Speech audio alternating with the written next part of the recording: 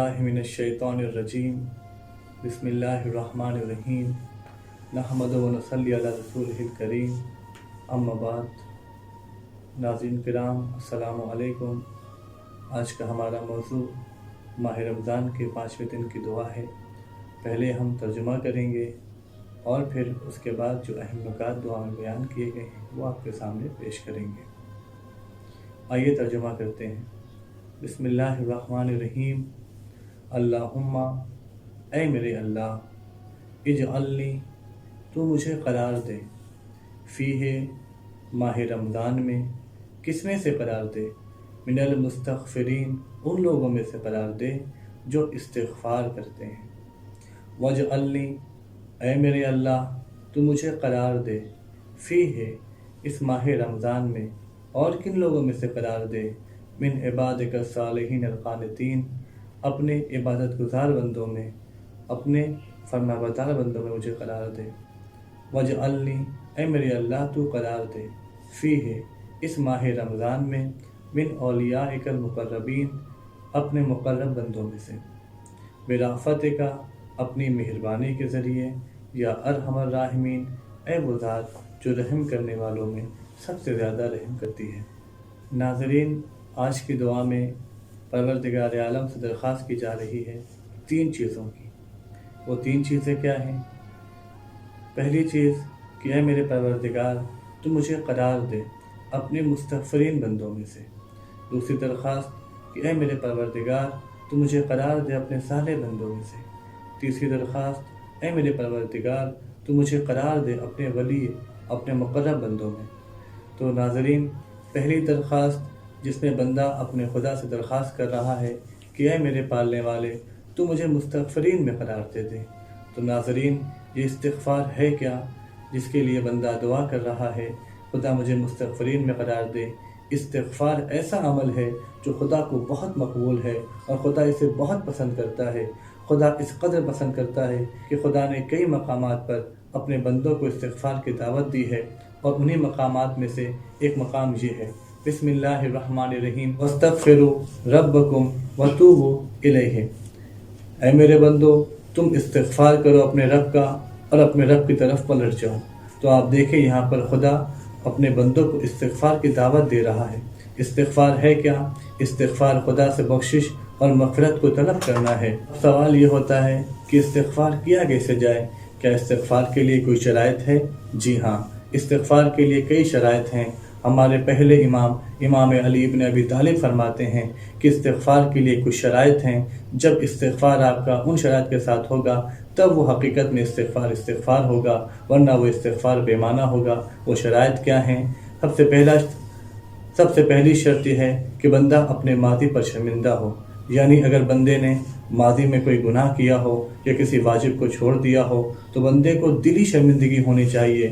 صرف یہ نہ ہو ارے چھوڑ گیا اب کیا ہوگا، نہیں عزیزوں، بلکہ دلی شرمندگی ہونی چاہیے، بلکہ بندہ اس طریقے سے شرمندہ ہو کہ اس نے بہت انمول چیز کھو دی ہو۔ دوسری شرط کہ وہ کام آئندہ نہ کرنے کا عزم رکھتا ہو، یعنی اگر بندے نے واجب کو چھوڑا ہے تو اب عزم رکھ لے، یہ حوصلہ کر لے کہ اب آئندہ کبھی اس واجب کو ترک نہیں کرنا ہے۔ اگر کسی گناہ کو انجام دیا ہے تو بندہ یہ سوچ لے کہ آئندہ اب کبھی اس گناہ کو انجام نہیں دینا ہے۔ تیسری شرط ضائع کردہ فریضے کو ادا کرنا، یعنی اگر بندے نے کسی واجب کو چھوڑ دیا ہے تو اس کا مطلب یہ نہیں ہے کہ وہ استغفار کرنے کے بعد اپنا عمل وہیں سے آگے بڑھائے، نہیں، وہ واجب جو اس نے چھوڑا ہے اس کے اوپر اس کی قضا ضروری ہے۔ بندے کو چاہیے کہ وہ چیز جو اس نے چھوڑ دی ہے، وہ واجب جو اس نے ترک کر دیا ہے، وہ بندہ اس کی قضا بجا لائے۔ اور چوتھی چیز وہ یہ ہے کہ جس طریقے سے بندے نے اپنے جسم کو گناہ کا مزہ چکھایا ہے، معصیت کا مزہ چکھایا ہے، اسی طریقے سے بندہ اپنے جسم کو عبادت کا مزہ چکھائے۔ امام نے لفظ جسم کا استعمال کیا ہے، یعنی اس کا مطلب امام بتانا چاہ رہے ہیں کہ دیکھو اگر تم نے اس سے پہلے معصیت زبان سے کی ہے تو اب عبادت بھی اپنی زبان سے کرو، اگر تم نے معصیت کان سے کی ہے تو اب کان سے اللہ کی عبادت بھی سنو، اگر تم نے معصیت اپنے ذہن سے کی ہے تو اب ذہن کو اپنے گناہوں سے خالی کر لو، یعنی جن جن طریقوں سے تم نے معصیت کی ہے، تم نے گناہ کیے ہیں، ان طریقوں کو گناہوں سے بچاؤ، گناہوں سے خالی کرو اور اللہ کی عبادت میں اسے مصروف رکھو۔ دوسری درخواست جو بندہ اپنے خدا سے کر رہا ہے کہ اے میرے پالنے والے تو مجھے اپنے صالحین بندے میں قرار دے۔ یعنی بندہ دعا کر رہا ہے کہ خدا تو مجھے اپنا صالح بندہ بنا دے، اپنا ایسا بندہ بنا دے جو تیری فرما برداری کرتا ہو، تیری نافرمانی نہ کرتا ہو۔ عزیزوں، آپ دیکھیں تو اصل مقصد انسان کا ابدیت ہی ہے، کیونکہ انسان کی معراج ابدیت ہے۔ جب انسان حقیقت میں عبد بنتا ہے تب جا کے انسان کو معراج ہوتی ہے۔ خداوند عالم نے ارشاد فرمایا، بسم اللہ الرحمن الرحیم، وما خلقت الجن والانس الا لیعبدون، میں نے جنات اور انسان کو پیدا ہی نہیں کیا مگر صرف اس لیے پیدا کیا کہ وہ میری عبادت کریں۔ تو معلوم ہوا کہ جناتوں کی اور انسانوں کی جو وجہ خلقت ہے وہ عبادت ہے۔ جب انسان عبد بنتا ہے تب جا کے وہ کمال کی منزل تک پہنچتا ہے۔ ناظرین، آپ دیکھیں خود تشہد میں کہ جہاں پر پیغمبر اسلام کی رسالت کی گواہی دی جا رہی ہے، اس سے پہلے ان کے عبد ہونے کی گواہی دی جا رہی ہے، اشہد ان محمدً عبدہ ورسولہ۔ تو معلوم ہوا کہ عبدیت کوئی معمولی چیز نہیں ہے، عبدیت ایسی چیز ہے جسے خدا نے رسالت کے اوپر مقدم رکھا ہوا ہے۔ اب آگے جب آپ سلام پڑھتے ہیں تو کیا پڑھتے ہیں؟ السلام علینا وعلی عباد اللہ الصالحین، کہ سلام ہو ہمارے اوپر اور خدا کے نیک بندوں کے اوپر، صالح بندوں کے اوپر۔ اگر انسان صالح بندہ بن جائے گا، نیک بندہ بن جائے گا، تو اس کا فائدہ یہ ہوگا کہ جتنے لوگ نماز پڑھیں گے اور نماز میں سلام پڑھیں گے تو بندہ اس سلام میں شریک ہو جائے گا۔